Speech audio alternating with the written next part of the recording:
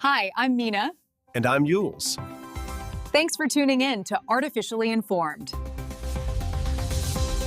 Usually, when we think about taking a gamble, there's this expectation of a really highly controlled environment, Like, you picture a casino. Right. Yeah. You walk in, the lights are low, they pump in that extra oxygen to keep you awake, the roulette wheel spins, and, the math is entirely constrained. Yeah, it's a closed system. Exactly. You place your chips, and you know the exact statistical odds of the house taking your money. The parameters are totally defined before you ever even sit down at the table. Right. But then you step outside that casino and you look at, well, the entire span of human history and our future, honestly. And suddenly you realize that the ultimate casino is just human existence. Oh, absolutely. We are constantly rolling the dice on our survival, our technology, our planet, and we don't even know how many sides the dice have.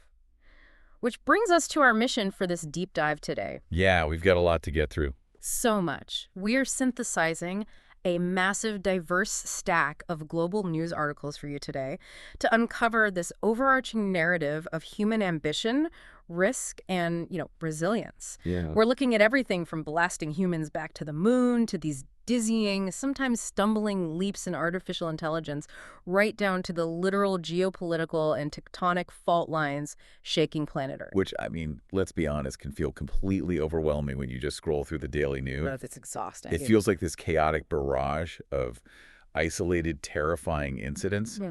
But when you take the time to connect the dots between these events, whether it's a 12,000-year-old bone die found in the dirt or a $1 trillion space enterprise launching into the vacuum, a very clear, deeply human narrative emerges. Yeah. We are a species that just relentlessly plays the grand cosmic odds. Well said. So let's start with the highest stakes table of all, right? Reaching for the cosmos. The reporting this week is really heavily dominated by the Artemis II launch. Yeah, huge news. NASA, the National Aeronautics and Space Administration, has successfully launched the Artemis II mission. And this is the first crewed lunar flyby in over 50 years. It's historic. Truly. They are utilizing the massive SLS, the Space Launch System rocket, to propel the Orion spacecraft with people inside 252,000 miles away from Earth. And we really have to pause and just appreciate the sheer engineering audacity of this. Oh, yeah. The personnel on board are NASA astronauts Reed Wiseman, Victor Glover, and Christina Koch, alongside Jeremy Hansen from the Canadian Space Agency. Yeah. And, unlike the Apollo missions back in the day, the global tracking initiatives available now mean millions of people are watching their telemetry data in real time. Yeah, we are all essentially sitting shotgun on a lunar flyby. Exactly. The imagery is staggering. The romanticism is undeniable. But, okay, let's unpack this, because when you dig past the press releases and look at the actual mission logs, the reality of space travel is incredibly messy. Oh, it really is. We are talking about humanity's most advanced multi-billion-dollar machinery, and currently, according to the reporting, the crew is dealing with a malfunctioning toilet on the Orion capsule. The great equalizer of human ambition right there. It really is. It's like buying a multi-billion-dollar state-of-the-art smart mansion only for the plumbing to completely back up on your first night in. Right. And it's not just a funny inconvenience either. Yeah, not at all. In microgravity, a plumbing issue is a critical mission hazard. On Earth, gravity does all the invisible work for our waste management systems. Water flows down, solids drop. Thank goodness for gravity. Right. But I was reading about the fluid dynamics in microgravity, and it's terrifying. Surface tension becomes the dominant force. Water doesn't flow, it clings to surfaces, or it forms these floating spheres. Which means you can't just flush a handle. No, you have to rely entirely on differential air pressure. Yeah. You are essentially using highly calibrated vacuums to pull waste away from the human body and into containment systems. And when that complex suction system fails, the waste doesn't just sit in a bowl. It can migrate. Yeah, it migrates. You get floating particulate matter. And if a droplet escapes, it can get into the circuitry, it can short out life support, or worst case, the crew could inhale it. It's like trying to corral a floating blob of Jell-O using only a dustbuster. But if you miss, your spaceship might break. That is a very visceral analogy, but it perfectly highlights the fundamental bottleneck of deep space exploration. Yeah. NASA can engineer a heat shield to survive the blistering re-entry into Earth's atmosphere, but the human body, our biology, remains the most unpredictable, highly maintenance-heavy payload imaginable. Keeping 4 biological organisms clean, healthy, and contained in a pressurized tin can a 250,000 miles away is honestly infinitely harder than building the rocket engines that got them there. Which makes the commercialization of space happening at the exact same time so fascinating. Because while NASA is troubleshooting lunar plumbing, the private sector is just seeing infinite market expansion. Oh, absolutely. The financial press is buzzing right now because Elon Musk's SpaceX has officially filed for an IPO, an initial public offering. Right, under the code name Project Apex. Yes, Project Apex. And they have 21 major investment banks backing this. Which is just a massive shift. For decades, the cosmos was exclusively the domain of nation-states. It was a theater for geopolitical dominance and pure scientific inquiry. SpaceX going public fundamentally shifts space from a laboratory into a marketplace. Yeah, they are pricing the vacuum. Exactly. An IPO of this magnitude, backed by that many banks, is designed to secure the capital required for things that honestly sound like science fiction. Like what? Actual Mars colonies, global satellite internet monopolies, and heavy industrial mining of asteroids. They're trying to assign a quarterly earnings value to the colonization of the solar system. It's wild. But right alongside that hyper-capitalist drive, the pure, breathtaking science hasn't stopped either. We also have stunning new data from the JWST, the James Webb Space Telescope. Oh, the new images are incredible. Yeah, it has been observing the W51 nebula and capturing images of stellar nurseries. It's literally showing us stars being born. Yeah, the Webb telescope is such a marvel. It operates out at a Lagrange point, specifically Lagrange point 2 or L2. I always hear that term Lagrange point. Is it just like a fixed coordinate in space? It's more like a gravitational parking spot. A Lagrange point is a location in space where the gravitational pull of two large masses, in this case the Sun and the Earth, precisely equals the centripetal force required for a small object to move with them. Oh, I see. So the Webb telescope just hovers there, maintaining its relative position with minimal fuel, about 1 million miles away from us. And it uses infrared to look at these nebulas, right? Because visible light just bounces off the cosmic dust. That is the absolute key to Webb's power. Nebulas like W51 are massive clouds of dust and gas. If you use a standard optical telescope like Hubble, you just see a dark, opaque wall of dust. Right, you can't see what's inside. But infrared light has a much longer wavelength. It physically passes through the dust, allowing Webb to peer inside the cloud and see the glowing heat of brand new stars actively igniting and gathering mass. So we basically have 21 banks trying to monetize rocket payloads, while a beryllium mirror telescope parked 1 million miles away uses heat signatures to watch the universe assemble itself. It is the ultimate dichotomy of modern humanity. It really is. But, while we are building unfathomable tech to conquer space, our technological ambitions back on Earth are kind of facing some very terrestrial growing pains. The friction between theoretical technology and practical reality. Exactly. We need to talk about the ghost in the machine, specifically the current stumbling blocks in AI. There was a massive incident recently involving the artificial intelligence company Anthropic. Right, the company behind the Claude AI model. Yes. So according to tech reporters, some of Anthropic's source code leaked online. And in a completely panicked attempt to scrub this leaked code from the internet, the company accidentally issued automated digital takedown notices to thousands of completely unrelated repositories on GitHub. Yeah, they deployed an automated dragnet that couldn't distinguish between their own proprietary code and innocent bystanders' projects. They nuked thousands of independent developers' work to save their own leak. And, they claim it was just an accident of the automated systems. Of course. But think about the implications here. These are the companies building supposedly super intelligent, autonomous AI models that are going to revolutionize society. If they can't manage a simple copyright takedown without causing massive collateral damage, how much faith should we really have in their autonomous systems to run our power grids or our financial sectors or our transit systems? It's a great question, and it exposes a massive blind spot in the tech industry's underlying philosophy. Silicon Valley was built on the ethos of move fast and break things. Right. Which is perfectly fine if you were building a photo-sharing app or a social media feed. But when you begin integrating experimental, complex AI into real-world, high-stakes infrastructure, breaking things has completely unacceptable consequences. We are seeing this exact vulnerability play out with Baidu in China right now. Oh, you mean the robo-taxi fleets? Yes. Baidu has aggressively deployed fully autonomous robotaxis in major Chinese cities. But recent reports detail a widespread system failure where these driverless cars simply froze. Just completely stop. Yeah, they paralyzed transit across a major urban center. The cars didn't crash, but without human drivers to intervene, they just became 2-ton, unmovable roadblocks at major intersections. Wait, I want to push back on that a little bit. Isn't freezing actually the safest possible failure state? What do you mean?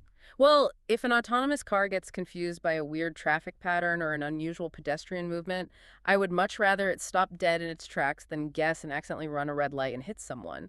Why is freezing considered a massive failure? In isolation, yes, a single car stopping is a safe failure. But infrastructure is a dynamic, interconnected system. When a dozen cars freeze in the middle of major intersections during rush hour, you aren't just inconveniencing commuters. You are trapping emergency vehicles. You are halting the economic flow of a city. You create gridlock that can cause secondary accidents as human drivers try to navigate around the frozen robots. That makes a lot of sense. It demonstrates the brittleness of these systems.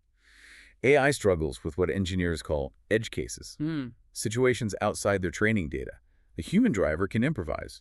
An AI currently just stops computing. The gap between a simulated testing environment and the unpredictable reality of a physical city is just vast. And we are trusting these systems implicitly before they have figured out how to navigate that gap. What's even more ironic to me is the physical cost of running these digital brains. The energy paradox. Yes.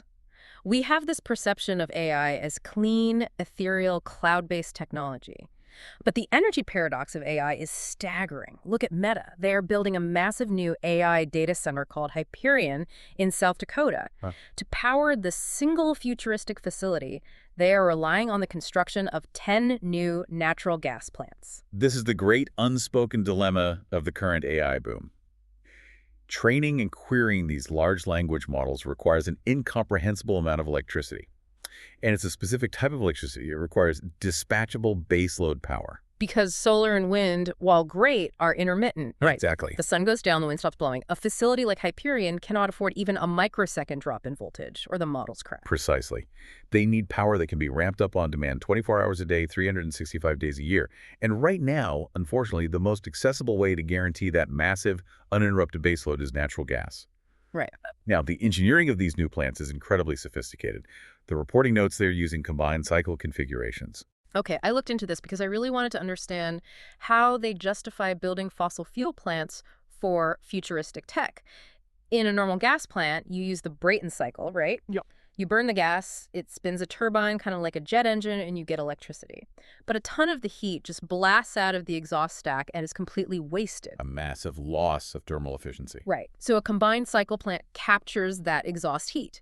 Instead of letting it vent into the atmosphere, they route that superheated exhaust to a heat recovery steam generator. It boils water, creates high-pressure steam, and that steam spins a second, completely separate turbine, the Rankine cycle. You are capturing the waste heat from the first process to fuel a second process. It allows these plants to push 64% efficiency, which honestly is a marvel of thermodynamic engineering. But the irony is completely inescapable, right?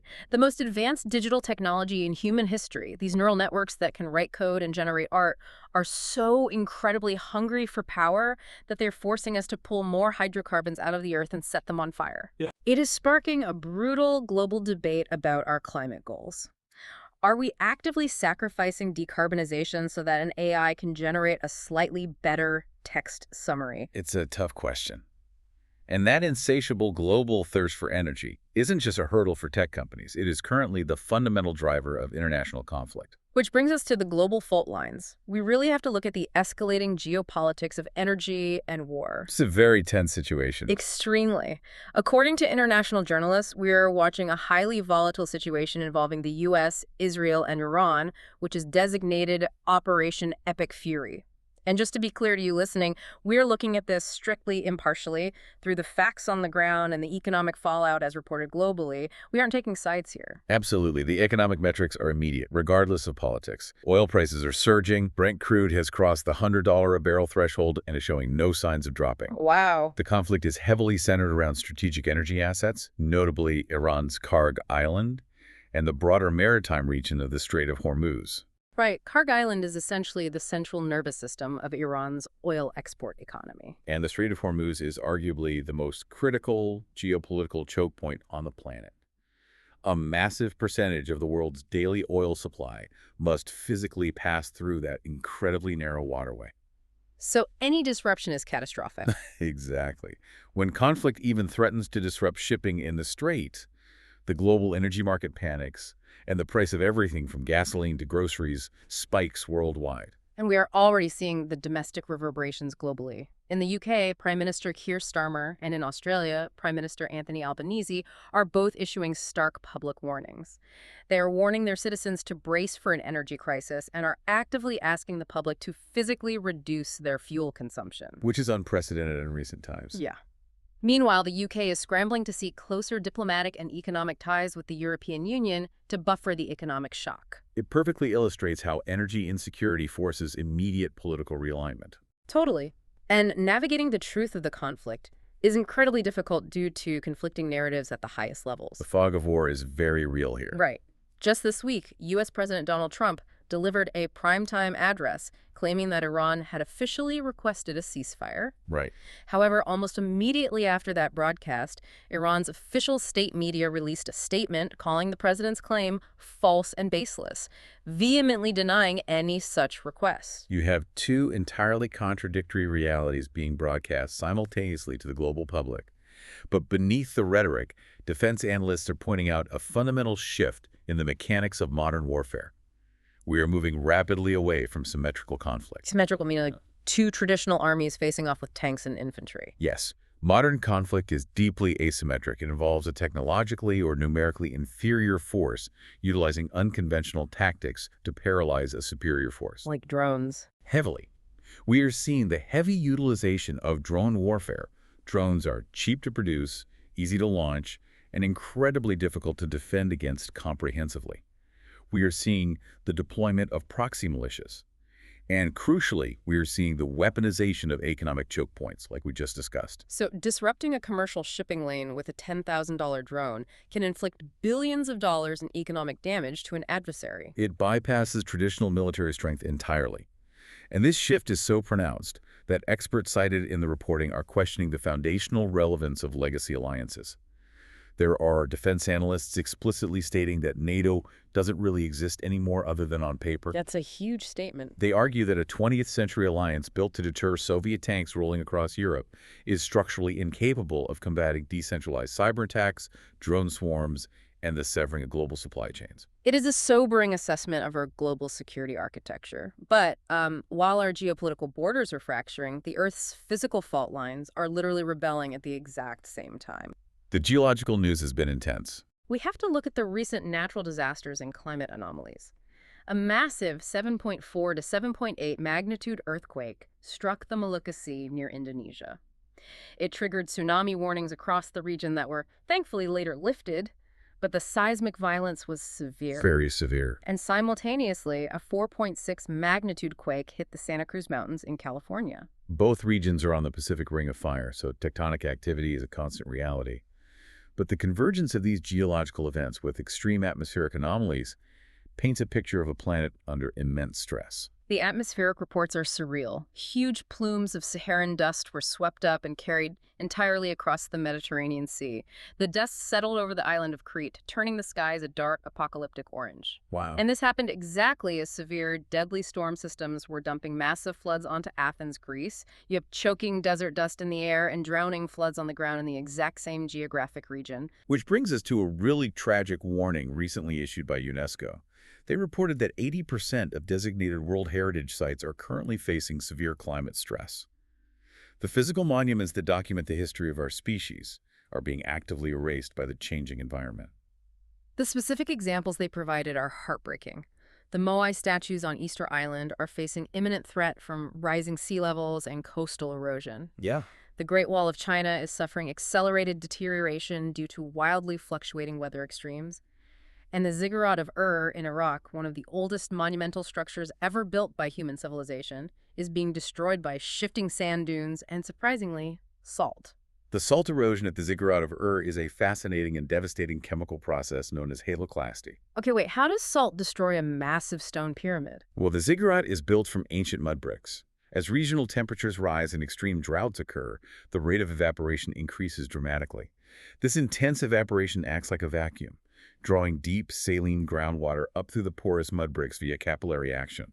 It pulls the salty water right up into the walls. Exactly. And when that water reaches the surface and evaporates in the heat, it leaves the salt behind inside the brick. Oh, no. Over time, the salt crystallizes. As the crystals grow, they exert massive internal pressure on the ancient clay, far more pressure than the brick can withstand. The bricks literally explode from the inside out, turning to dust. That's off. It is a microscopic crystallization process driven by macroclimate change, and it is quietly dismantling a monument that has stood for over 4,000 years. So the Earth's climate is breaking down our stone monuments, it's testing our borders and challenging our technology. But, scientists are looking to the absolute foundation of biology to find miraculous ways to heal and rebuild. The transition happening right now in material science is mind-bending. Instead of building static walls that crumble, scientists are asking, what if our infrastructure was alive? The biology of resilience. Yes, it is one of the most promising fields of research today. Let's talk about self-healing concrete. Concrete is the most consumed material on Earth after water. Right. But its fatal flaw is that it inevitably cracks. Water gets in, it freezes, it expands, and it destroys the structural integrity. But researchers are now mixing a specific microbe, Bacillus subtilis, directly into the wet concrete mix. Bacillus subtilis is a highly resilient soil bacterium. It is an extremophile, meaning it can survive in incredibly harsh alkaline environments, like the inside of a concrete block. So they put the bacteria, along with a food source like calcium lactate, inside these tiny biodegradable microcapsules and just mix it into the cement. And then the bacteria just wait. They enter a state of sporulation. They form these tough, protective spores and essentially go to sleep. They can remain dormant in that concrete for decades. Wow. But when a micro crack inevitably forms in the bridge or the building, water seeps into the fissure. That water dissolves the microcapsules, waking up the dormant bacteria. And they wake up hungry. Very hungry. They immediately begin consuming the calcium lactate. And as a byproduct of their metabolic process, they excrete calcite. Calcite, which is essentially limestone. Yes. The bacteria literally excrete rock. They fill the crack with fresh limestone, physically patching the fissure and sealing it against further water intrusion. That is incredible. Once the crack is sealed and the moisture is consumed, the bacteria form stores again and go back to sleep, waiting for the next structural failure. It fundamentally changes our relationship with the built environment. We are no longer just stacking dead rocks. We are creating dynamic, living infrastructure that heals its own wounds. Exactly. And that biological mastery is extending to our own bodies. The breakthroughs in gene therapy are moving faster than we can process. The recent clinical trials regarding genetic deafness are a perfect example. Right. Scientists used gene therapy to modify the OTF gene in a 7-year-old child who was born completely deaf. Within 4 months of the treatment, the child regained nearly complete hearing. To understand how miraculous this is, we really have to look at the mechanics. The OTOF gene contains the instructions for producing a vital protein called otoferlin. Otoferlin. Got it. Inside your inner ear, you have sensory hair cells that detect sound waves. But to send that sound signal to the brain, they need a chemical bridge. Otoferlin is that bridge. Okay, so what happens if the gene is mutated? If a child has a mutated OTOF gene, their physical ear structure might be perfect. But without otoferlin, the auditory nerve cannot communicate with the hair cells.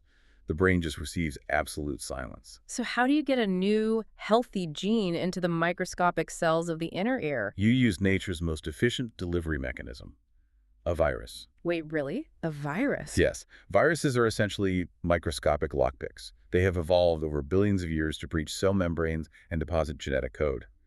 Scientists take a harmless virus, often an adeno-associated virus, and they hollow it out. They remove all the viral DNA that causes illness, and they replace it with a healthy lab-synthesized copy of the OTOF gene. So they basically just use the virus as an envelope. Exactly. They inject this viral vector directly into the fluid of the inner ear.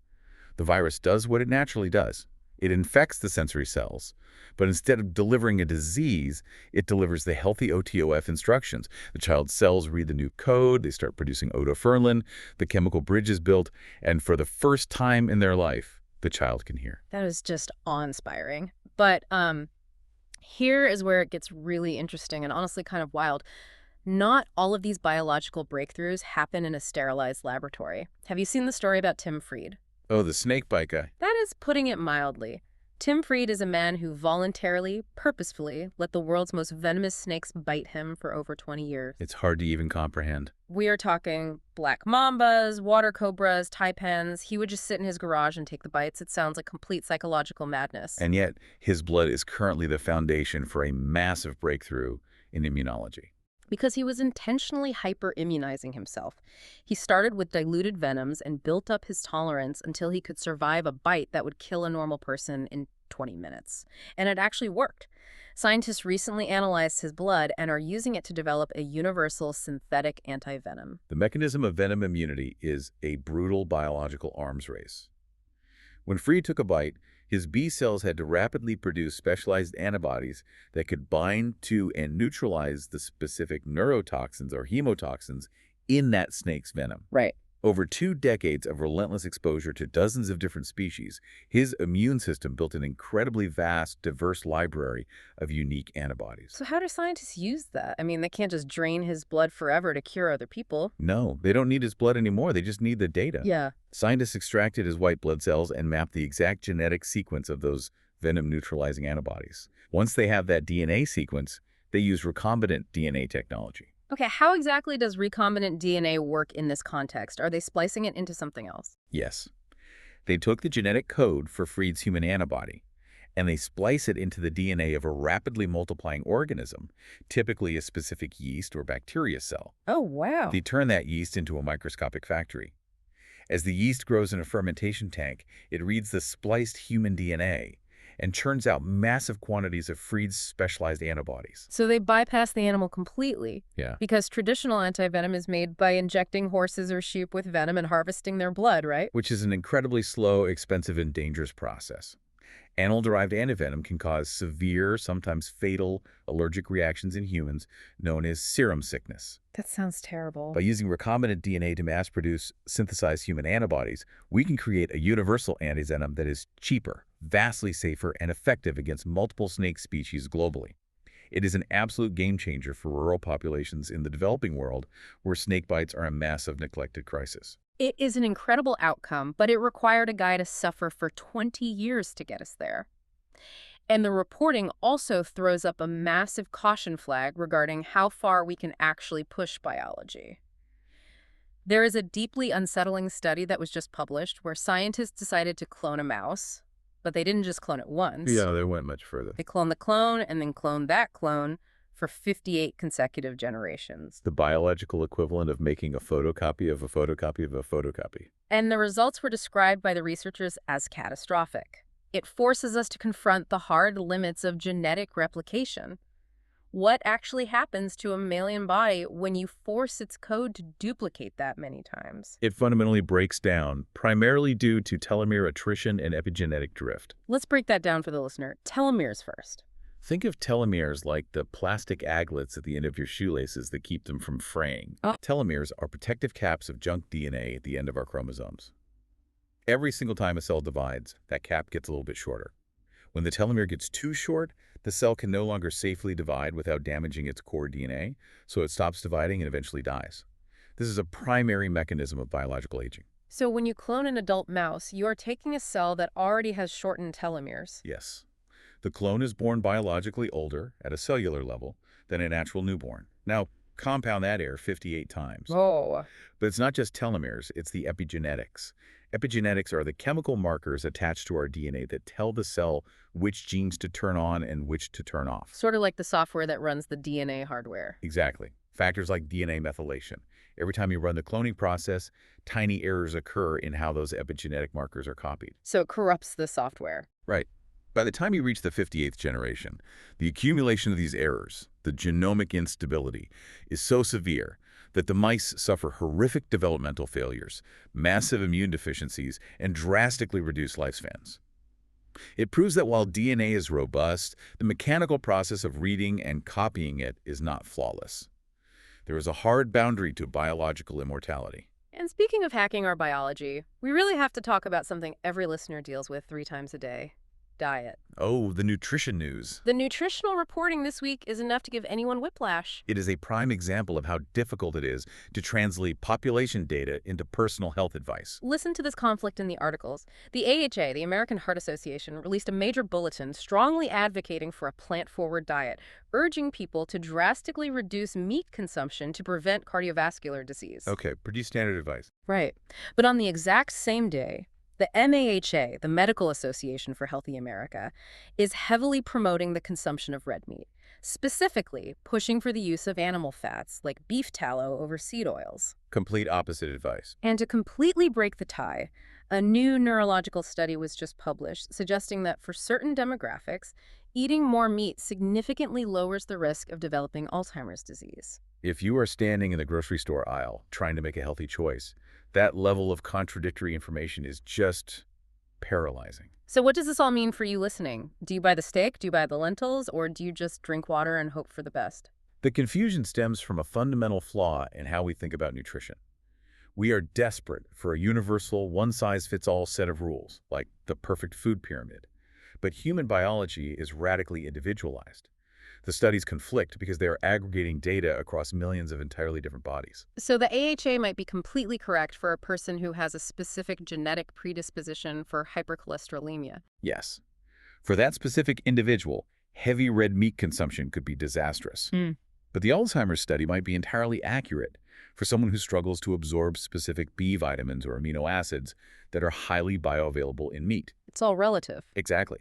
How your body metabolizes a steak versus a bowl of lentils is dictated by your genetics, your metabolic rate, and crucially, your gut microbiome. The trillions of bacteria living in our digestive tract. They are the interface between the food you eat and the nutrients your body actually absorbs. Two people can eat the exact same meal and extract entirely different caloric and nutritional profiles from it based on their gut bacteria. The future of diet isn't broad guidelines. It is highly personalized, evidence-based nutrition based on your unique metabolic fingerprint. Which is a perfect segue, honestly, because if we want to understand how our bodies process food and environment today, it is incredibly revealing to look at what our ancestors consumed and survived thousands of years ago. Let's move into archaeology and history. Echoes from the dust. It is always fascinating to see how modern archaeology continually shatters the myth of the primitive ancient human. Take the ancient diet.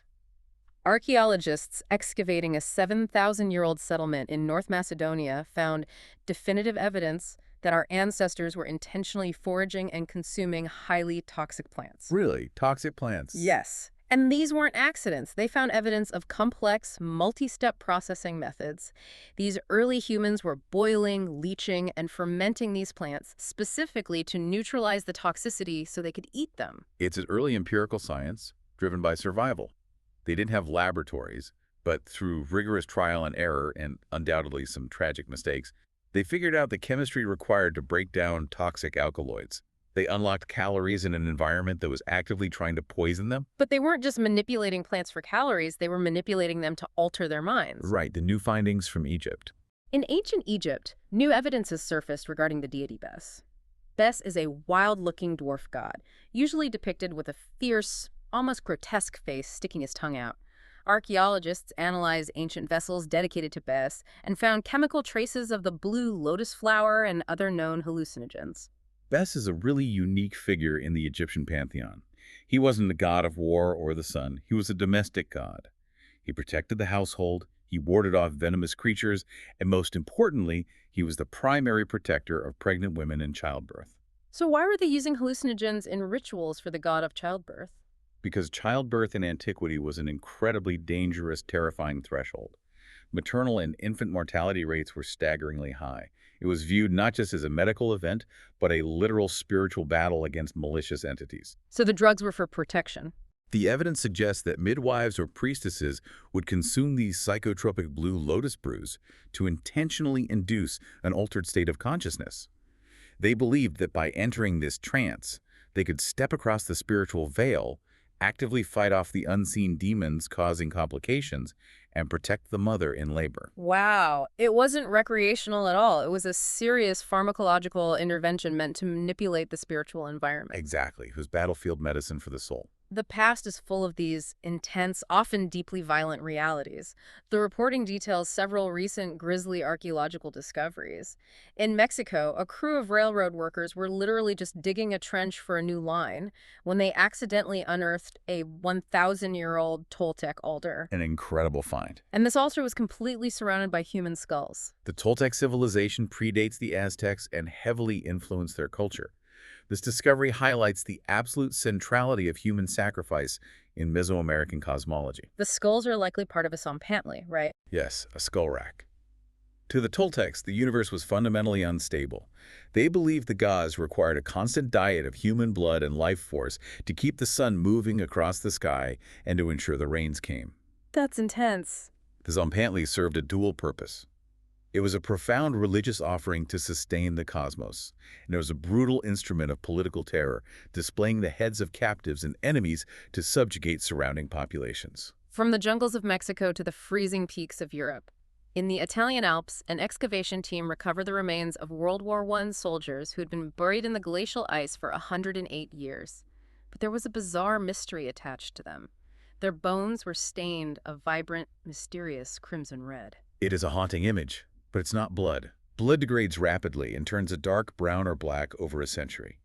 The red staining is a fascinating interaction between the remains and the highly specific alpine environment. So what turns a bone red after 100 years in the ice? There are a few mechanisms at play, but the leading theory involves specific cold weather microorganisms. There are types of psychrophilic, meaning cold-loving algae, like the ones that cause watermelon snow, which contain red carotenoid pigments to protect themselves from intense UV radiation at high altitudes. Oh, that makes sense. When the ice occasionally thaws, these algae, or certain iron-oxidizing fungi, can colonize the porous bone matrix, interacting with the residual iron in the bone marrow and deeply staining the calcium structure. It shows how the ecosystem reclaims us. And sometimes human remains aren't reclaimed by nature. They are just completely exploited by modern grifters. Yes. We have a report about the recovery of a stolen ancient Dutch golden helmet, which is a massive win against the black market for antiquities. But nothing highlights the sheer disrespect for history quite like the fake alien hoax out of Peru. Oh, this story hijacked the internet for weeks. Everyone saw the pictures. These tiny, three-fingered, chalky white alien corpses purportedly discovered in a remote cave in Peru. They were paraded around as proof of extraterrestrial contact, but when real forensic scientists and Peruvian authorities finally seized them, the truth was incredibly dark. Because they weren't plastic models or paper mache? No, they were constructed from real, ancient human remains. The hoaxers were operating a literal grave-robbing syndicate. They went into ancient, sacred, indigenous burial sites, looted the mummified remains, and then mutilated them. It's just horrific. They chopped off fingers to make them look three-fingered, mixed human child bones with animal bones with glue, covered the entire mess in a white diatomaceous earth powder to hide the seams, and tried to sell them to UFO conspiracy theorists. It's like a viral internet prank that accidentally calls the cops on a real crime syndicate. And this is where the modern appetite for sensationalism does irreversible harm. The cultures of pre-Columbian Peru, specifically the Nazca and Paracas peoples, have incredibly rich, complex, and beautiful histories. They had unique burial traditions and a profound understanding of their environment. And their real history is being shredded for a cheap sci-fi scam. Exactly. When grave robbers loot a tomb to build a fake alien, they don't just steal a bone, they destroy the entire archaeological context. We lose the knowledge of how that person lived, what they ate, what diseases they survived, and how they were honored in death. They erase authentic human heritage to feed a profitable online delusion. Which makes our final artifact so incredibly poignant. It's a discovery that proves how deeply embedded risk and chance are in the human experience. Archaeologists have discovered a set of bone dice created by Native American hunter-gatherers that are 12,000 years old. 12,000 years. Put that into historical perspective. This is thousands of years before the invention of the wheel, before written language, before agriculture. These early humans were navigating the harsh, brutal realities of the Pleistocene epoch. Every day was a battle against starvation, predators, and the elements. And yet, amidst all that brutal survival, they took the time to hunt an animal, harvest its bones, carve them into distinct shapes, mark them, and use them to play games of probability. It completely shifts our understanding of cognitive evolution. It proved that ancient humans didn't just react to their environment, they mathematically abstracted it.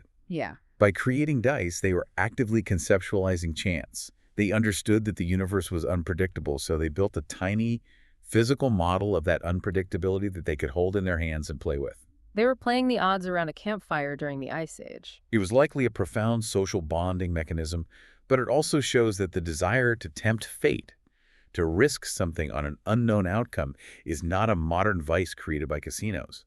It is the foundational pillar of human psychology. And that brings this entire deep dive full circle.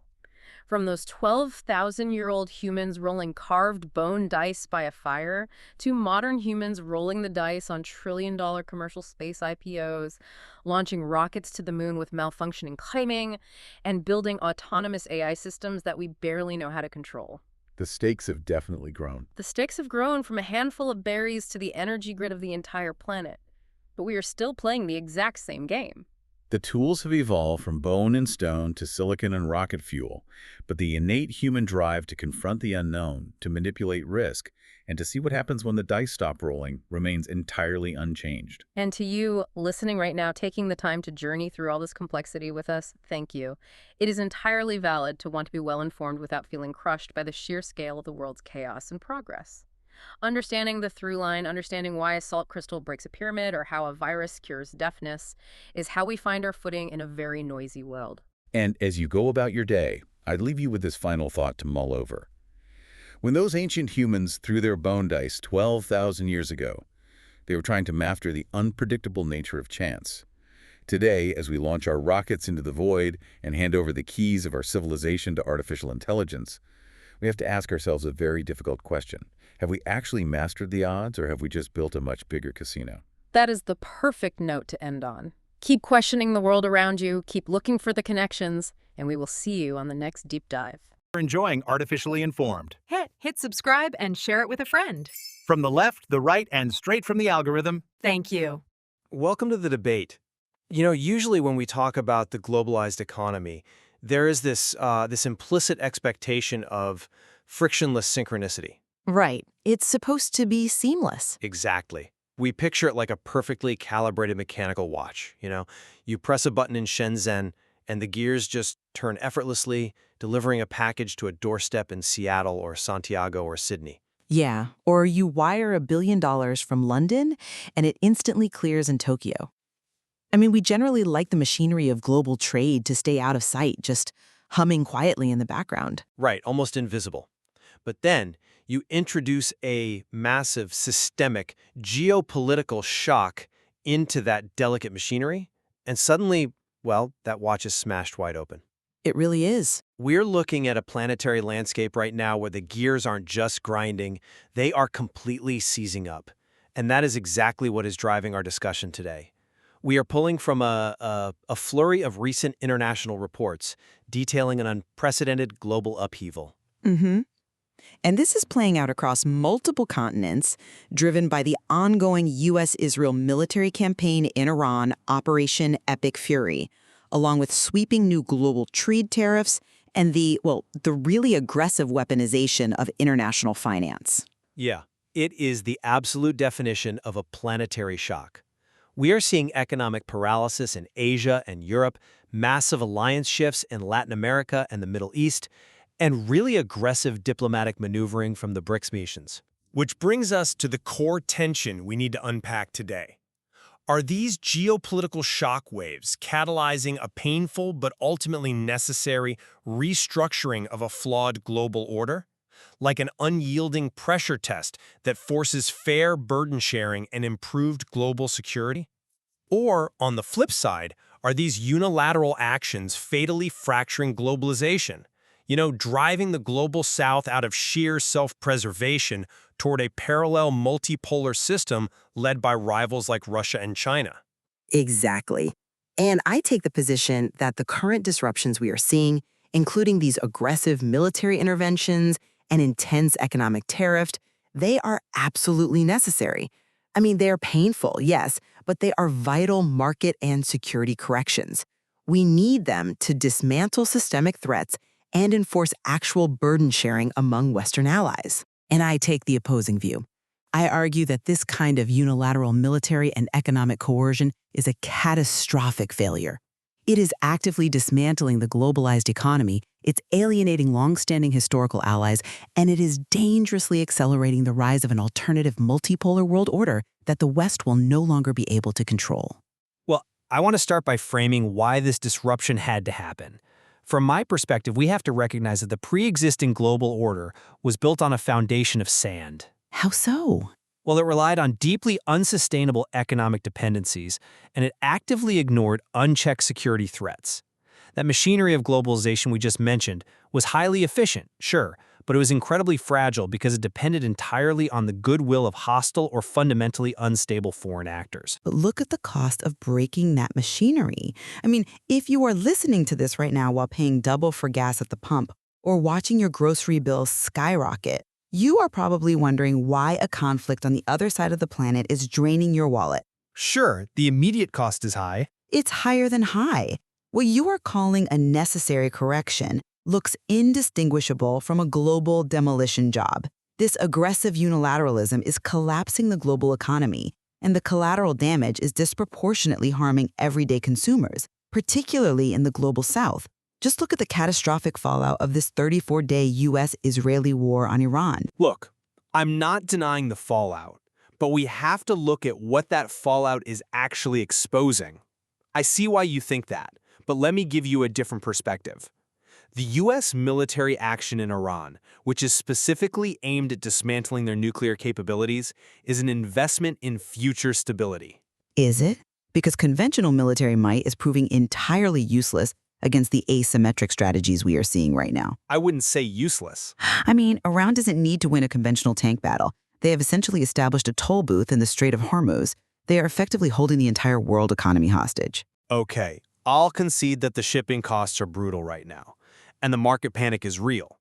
But we cannot evaluate the efficacy of Operation Epic Fury by looking exclusively at short-term market volatility. Taking out physical, existential nuclear threats is a fundamental prerequisite for long-term economic stability. But the economy is... You just can't have a secure global market if rogue states can threaten nuclear blackmail. I'm sorry, but I just don't buy that. Let me tell you why. The market volatility isn't just a slight tremor. It is tearing apart supply chains at the most foundational levels. You want a really bizarre but perfect example of how interconnected this is? Look at the international reports on the Indian condom market. Wait, the condom market? Yes, it's facing a massive, crippling shortage right now. And it perfectly illustrates the blindness of this military-first approach. How does a military operation in Iran affect condoms in India? Because the manufacturing process in New Delhi relies heavily on synthetic rubber and specific petrochemical byproducts that are derived directly from crude oil. When the Strait of Hormuz is choked off by asymmetric warfare, Brent crude oil surges past $100 a barrel. Ah, right. It doesn't just empty gas stations in France, which it is doing, prompting massive trucker protests, by the way. It literally halts reproductive health manufacturing in India. When you drop a bomb in the Middle East, a factory in Asia shuts down and a health crisis emerges. You cannot bomb a supply chain disruption into submission. But that is exactly my point. The very fact that a single choke point in the Middle East can halt manufacturing in India proves how fundamentally broken and dangerous the previous era of globalization was. We allowed bad actors to hold a knife to the throat of the global economy. Okay, but... Let me offer an analogy here. Think of the global economy over the last 30 years as an overgrown forest. Decades of ignoring bad actors, unfair trade practices, and fragile supply chains allowed a massive amount of highly combustible underbrush to accumulate. So you're saying a fire was inevitable? Exactly. The current targeted military actions and the tariff strategies forcing supply chains to relocate are like controlled burns. Controlled burns? Really? Yes. They are intensely painful and disruptive in the short term. The smoke is choking, but they are entirely necessary to prevent a total, unmanageable, systemic wildfire later. You have to burn off the dangerous underbrush. Furthermore, look at the geopolitical context.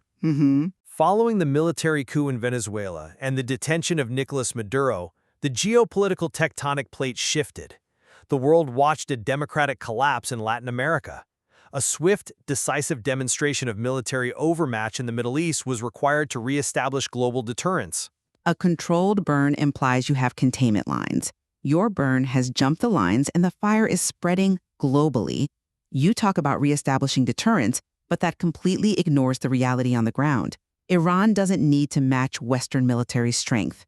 Because of their proxy networks? Exactly. Their allies in Lebanon, Iraq, and Yemen are actively expanding the battlefield.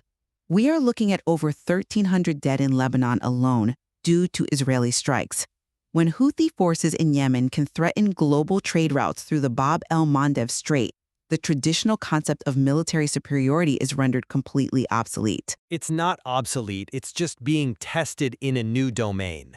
But the U.S. and Israel might control the airspace, yet this network of militias is imposing devastating economic costs that an F-35 fighter jet simply cannot solve. Which is precisely why the West is finally demanding more of its allies. If conventional military power needs to secure these maritime arteries, the United States cannot do it alone anymore. And this brings us right to the friction we are seeing within Western alliances. That's a massive understatement. You point out the economic fallout of these blocked straits. Well, that fallout is exactly why the diplomatic friction we are seeing within NATO right now is a vital necessity.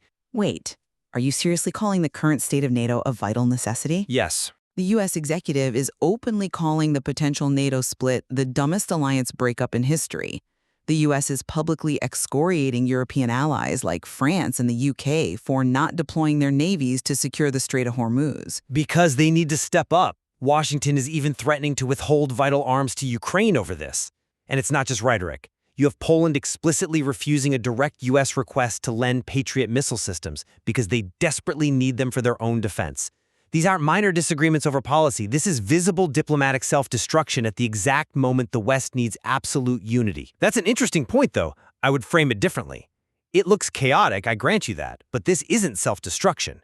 It is a long overdue stress test. A stress test? Yes. For decades, the architecture of NATO has existed on paper with the implicit, comfortable assumption that the United States would unconditionally underwrite European security and global maritime trade. The current pressure from Washington is forcing a fundamental restructuring of those defense commitments. But you were breaking it down while the house is on fire.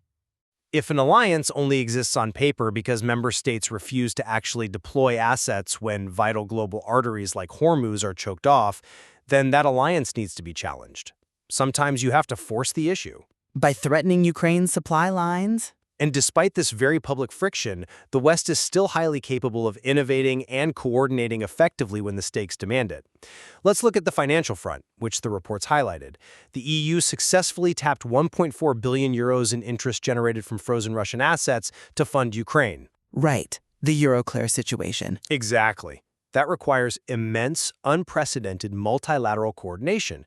It shows the West can still execute complex, unified geopolitical strategies. Okay, let's unpack that 1.4 billion, because I think this is the most dangerous development of all. We need to explain exactly how that works because it crosses a massive, irreversible red line in global finance. I wouldn't call it irreversible. It's holding a sovereign aggressor accountable. It is weaponizing the bedrock of global trade. Here's what is actually happening. Nations hold their foreign reserves, their sovereign wealth, in massive international clearinghouses. Institutions like Euroclear, based in Belgium. Right. The West didn't just freeze Russia's assets there. They decided to seize the interest those frozen assets were generating and hand it to Ukraine. Which is a brilliant legal mechanism to support a democratic ally without directly seizing the principal sum, which, would violate certain international financial norms. That's a compelling argument. But have you considered the message it sends? It's terrifying to the rest of the planet. Think of it like renting a safe deposit box at a highly reputable neutral bank. You put your life savings in there, assuming it's safe no matter what. Okay. Suddenly, you find out the bank manager unilaterally decided to give the interest your money generated to your neighbor simply because the bank manager didn't like how you were behaving. Once that absolute trust is violated, what happens? Everyone else in the neighborhood immediately starts looking for a new bank. Only if they plan on behaving like a rogue state. That is an incredibly Western-centric view. Russia has already threatened severe retaliation against EU assets, warning this maneuver will trap Europe in a debt hole. Which is just bluster. But far more importantly, this signals to every non-Western nation on the planet, from Brazil to Indonesia, that their foreign reserves are not safe in Western institutions if they ever happen to run afoul of Washington or Brussels. You are sacrificing the long-term trust that underpins the US dollar and the euro as the world's reserve currencies for a short-term tactical gain in Ukraine. But the trust in the financial system has to be predicated on adherence to international law. If a nation violently violates sovereign borders, as Russia did, the financial architecture of the world must have mechanisms for consequence. Otherwise, the global financial system is just a safe haven piggy bank for bad actors. If you want the benefits of the Western financial system, you have to play by the rules-based international order. The problem is, the Global South doesn't see this as upholding international law. They see it as Western capriciousness. They see the rules changing depending on who is acting. And that is exactly why the rest of the world is urgently, actively building a parallel system, while the West is embroiled in these military conflicts and internal alliance disputes. They are literally looking for a new bank. I'm not convinced by that line of reasoning because are they actually building a viable system or are they just making a lot of noise? Because what I see is a lot of opportunistic posturing. It is very real. Look at how Asia is bearing the brunt of this oil crisis. The Philippines, a traditional staunch U.S. ally, is facing massive domestic economic pressure. They are being forced to rethink their entire reliance on a Western-led globalization model. Sure, the economic pressure is real, but... And while the West is dropping bombs and debating tariffs, China is stepping right into the vacuum, not with military threats, but acting as a geopolitical mediator. You're referring to the peace talks in Urumqi? Exactly. Beijing recently hosted peace talks in Urumqi between Pakistan and Afghanistan to try and resolve the TTP conflict. Right, the Tariq-e-Taliban Pakistan. For those not following regional Asian security, the TTP is an armed militant group launching cross-border attacks into Pakistan from Afghanistan. It's a massive destabilizing force in the region. Historically, the U.S. would be the heavy hitter trying to manage security in that region. True. But now, China is stepping in. They are trying to stop the violence to secure their own Belt and Road initiatives. They are presenting themselves as the adults in the room, the peacemakers, while the West is mired in asymmetric warfare in the Middle East. I really have to push back on this idea of China as a benevolent peacemaker. This narrative of a multipolar alternative led by Beijing is largely a mirage. What you were describing is essentially China Shock 2.0. A mirage? Yes, it is a highly manufactured, state-sponsored narrative designed to mask Beijing's own profound economic anxieties. China is terrified right now. The sweeping U.S. tariffs are working, supply chains are actively shifting away from them, so they are projecting this grand image of alternative global leadership to compensate. It's not just an image. If they are actually getting regional powers to the negotiating table. But look at how they actually behave. You paint China as a peacemaker, yet international reports show they are unlawfully detaining Panama flag commercial vessels in international waters. That is not the behavior of a responsible stabilizing stakeholder in a new global order. That is classic mercantilist bullying. They want to control the sea lanes just as much as anyone else. They just want to do it on their terms without Western oversight. Even if you view it cynically, you cannot deny the diplomatic momentum. And it's not just China. Look at Russia. They are sending a second oil tanker to Cuba right now, actively bypassing U.S. blockades to support an ally in the Western Hemisphere. A highly subsidized PR stunt. Meanwhile, Russia's deputy prime minister is in New Delhi, prepping for the upcoming BRICS summit. They are actively coordinating a massive geopolitical bloc that spans Latin America, Asia, and Eastern Europe. But those are just marriages of convenience. Sending subsidized oil to Cuba or having meetings in New Delhi does not equal a cohesive, value-driven alternative to the post-World War II order. I mean, these nations have deep historical mistrust of one another. China and India have regular border skirmishes. That's fair. The BRICS alliance is united only by a shared grievance against the West, not by a shared vision for global governance. I agree they have historical friction, but convenience is an incredibly powerful motivator when the alternative is $100 oil, shattered supply chains, and the threat of your national reserves being seized in Euroclear. The BRICS nations don't need a deep philosophical, value-driven alliance to disrupt Western hegemony. They still need a functional system, though. And they are building a transactional alternative for trade and security that doesn't involve the risk of secondary U.S. sanctions. But a purely transactional system isn't stable. Maybe not, but the current system isn't stable either.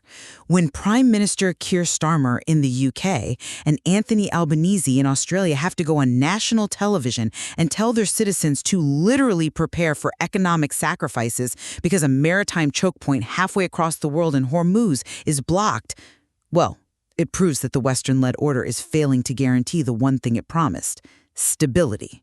The Global South is pivoting because they literally cannot afford the controlled burn you are advocating for. They are burning up in it. If this multipolar alliance is truly the future, I have a genuine question for you. Go ahead.